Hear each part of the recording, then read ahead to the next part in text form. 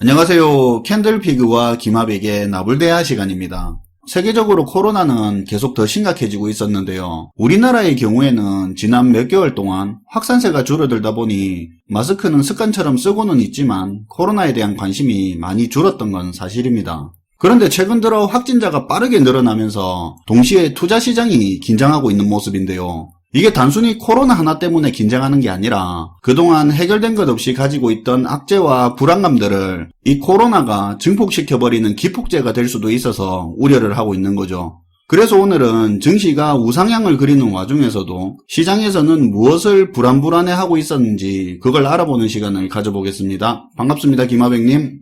네, 안녕하세요. 최근 들어 코로나 재확산 문제가 다시 부각되고 있는데요. 우리나라는 물론이고 전 세계적으로도 코로나 확진자 수가 증가함에 따라서 2차 팬데믹에 대한 우려가 다시 커지고 있는 상황입니다. 아무래도 이렇게 코로나 재확산 문제가 다시 불거지다 보니까 시장에서는 증시 조정에 대한 우려감도 나오고 있는 모습인데요. 그런 의미에서 오늘은 코로나가 재확산되는 문제와 더불어서 현재 상존하고 있는 다양한 시장 리스크에 대해서 같이 한번 살펴보는 시간을 가져보도록 할게요. 솔직히 저도 근래에 들어서는 코로나 확진자 추이에 대해서 관심이 좀 덜했는데 우리나라 일별 확진자 그래프 보니까 3월 중순 이후로 최대치를 뚫었더라고요. 네, 최근에 많이 급증하고 있는 모습이에요. 그래서인지 아무래도 이번 주에는 코로나가 재확산되는 문제가 가장 주목해야 될 이슈가 될 것 같다는 생각인데요.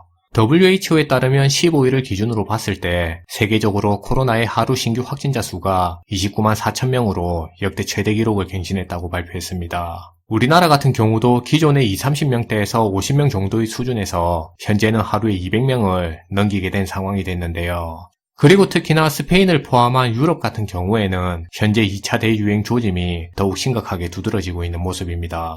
앞에서 이러한 상황에 최근 전 세계 증시에서는 다시 증시 고평가 논란이 부각되고 있다고 얘기했는데요. 그런데 특히나 이렇게 증시 고평가 논란이 부각되게 됐을 땐 유달리 우리 증시가 더욱 리스크에 노출될 가능성이 높다고 볼 수 있을 것 같습니다. 근데 증시 고평가 이야기는 계속 나왔었는데 우리만 그렇게 오른 건 아니잖아요. 미국도 그렇고. 네, 사실 그동안에 전 세계 증시가 다 같이 많이 오른 건 맞는 얘기라고 할 수 있는데요. 그런데 고평가 논란이 됐을 땐 상대적으로 얼마나 더 많이 올랐는지도 비교해 볼 필요가 있다는 생각이에요. 지난 3월 이후로 우리 증시 같은 경우에는 세계에서 가장 높은 상승률을 기록하게 됐는데요. 그리고 전 세계의 주요 86개국을 기준으로 보더라도 그동안에 우리 증시가 가장 많이 오른 것으로 알려지고 있습니다. 우리 증시가 얼마나 올랐길래 그렇습니까? 블룸버그에 따르면 국내 증시의 시가총액 같은 경우에는 지난 100거래일 동안에 81.8%가 늘어나게 됐다고 발표됐어요. 최근 100일을 기준으로 80%가 늘었다 이거죠. 그렇죠. 대충 한 달에 장이 20일 정도 열린다고 보면 최근 5달을 기준으로 평가한 거라고 보시면 될 것 같아요. 그러면 3월달인데 그냥 코로나로 증시 바닥 찍었을 때 그때부터네요. 네, 맞아요. 그러니까 한국 증시의 시가총액은 코로나로 증시 바닥을 찍은 이후에 대략 80%가량이 올랐다고 볼 수 있는데요. 반면에 같은 기간 동안에 미국의 증시 같은 경우에는 시가총액이 50.4%가 늘어나게 됐다고 알려지고 있어요. 50%요? 네.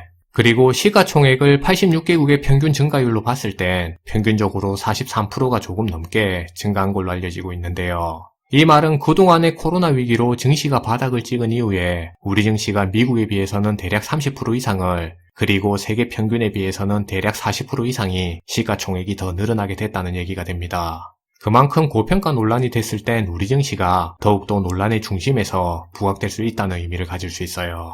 일종의 튀어나온 못이네요. 네, 고평가 논란이 부각됐을 땐 그렇게 비칠 수도 있을 것 같은데요. 추가적으로 블룸버그에서는 현재 우리나라의 코스피 200을 구성하고 있는 종목들을 봤을 때 대략 20% 이상의 종목들이 과열 국면을 나타내고 있다고 발표하기도 했습니다. 그리고 또 다른 측면에서 우리 증시 같은 경우는 증시를 이끌어가는 자금의 성격적인 측면에서도 리스크를 안고 있는 시장이라고 볼 수 있는데요. 이유는 지난 시간 동안에 급등을 이끌어왔던 투자 주체가 개인 자금이라는 부분이 지금부터는 부담으로 작용할 수 있기 때문이에요.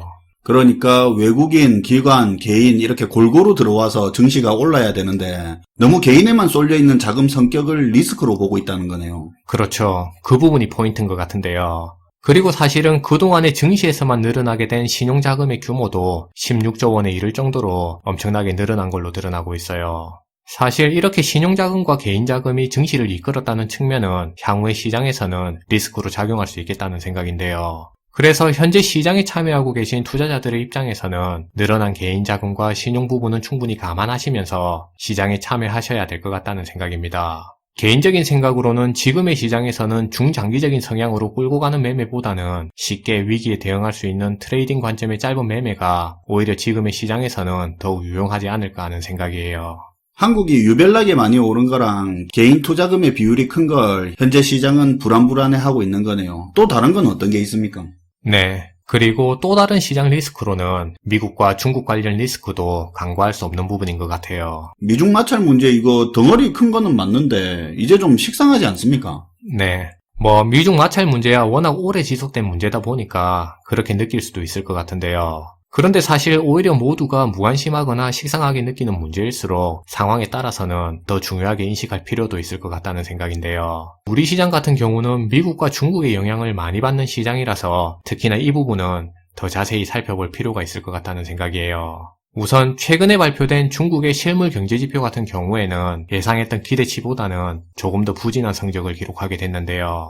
중국의 7월 산업 생산 같은 경우는 전년 동기 대비 4.8%가 증가한 건 맞지만 시장 기대치인 5.2%에 비해서는 낮은 성적을 기록하게 됐습니다. 중국이 발표한 거죠. 네, 중국 통계청에서 발표한 내용이에요. 네, 일단 지표는 그렇다 치고 그래도 좀 늘긴 늘었네요. 네. 반면에 소매 판매 같은 경우는 1.1%가 감소해서 7개월을 연속해서 감소세가 이어지게 됐는데요. 이 말은 현재 중국이 역점을 두고 있는 내수시장 회복이 생각보다는 더디게 진행되고 있다는 의미를 가지게 됩니다. 우리나라와 마찬가지로 현재 중국 역시도 아직까지는 소비자들의 소비 심리가 살아나지 않고 있다는 의미를 나타내고 있는데요. 그리고 전 세계적으로도 여전히 소비 심리가 생각만큼은 회복이 안 되고 있어서 시장에서는 이러한 부분들을 여전히 리스크적인 관점에서 보고 있는 측면이 있습니다. 간단하게 말해서 우리가 물건 팔아먹을 상대가 좀처럼 소비세가 회복이 안 된다 이런 거죠. 그렇죠. 그리고 현재 진행되고 있는 미중 간의 갈등 역시도 여전히 시장에는 상존하고 있는 리스크로 볼 수 있는데요. 현재 미국은 화웨이와 틱톡에 이어서 중국의 최대 전자상거래 업체인 알리바바를 제재하는 방안을 검토하고 있다고 알려지고 있습니다. 그리고 만약에 이렇게 된다면 중국 역시도 가만히 있지는 않을 걸로 예상되고 있는데요.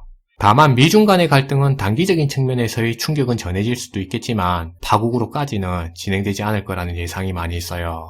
왜냐하면 사실 이미 양국가 모두가 코로나로 인한 실질적인 경제 타격은 많이 받은 상황이라서 경제 파국으로까지는 진행시키지 않을 거라는 전망이 예상되고 있는데요.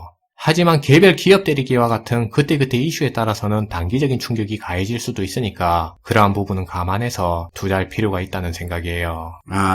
상황이 이렇다 보니까 대놓고 나라 대 나라로 싸우는 게 아니고 서로 상대국가 자식 새끼 두드려 패는 식으로 그렇게 갈 수 있다 이거네요. 네, 그렇게 볼 수 있고요. 이미 그 부분은 진행되고 있다고 볼 수 있어요. 그리고 사실 올해 중국 같은 경우는 가뭄 피해, 홍수 피해까지 겹치면서 곡물 공급에 대한 우려가 커지게 된 상황인데요. 실제로 이러한 이유로 지난 7월에는 중국이 미국산 옥수수를 사상 최대치로 194만 톤을 구매하기도 했습니다.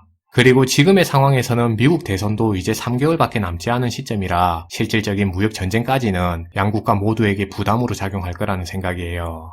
마지막으로 현재 시장에 참여하고 계신 분들은 9월에 마무리될 공매도 연장 부분도 감안하고 투자에 참여하셔야 될 걸로 보이는데요. 일단 현재 분위기는 대통령이 동학개미를 지지하는 발언을 하면서 공매도 금지가 연장되는 분위기로 무게가 실리고는 있습니다. 다만 집권 여당에서는 코스피 200 종목에 한해서는 공매도를 허용하고 나머지 기타 종목만 공매도를 금지하는 방안을 고려하고 있다고 하는데요. 그런데 이렇게 됐을 땐 사실상 코스피 200이 시가총액의 대부분을 차지하고 있는 게 현실이니까 결국엔 코스피의 지수 조정 가능성이 더욱더 높아질 거라는 생각입니다.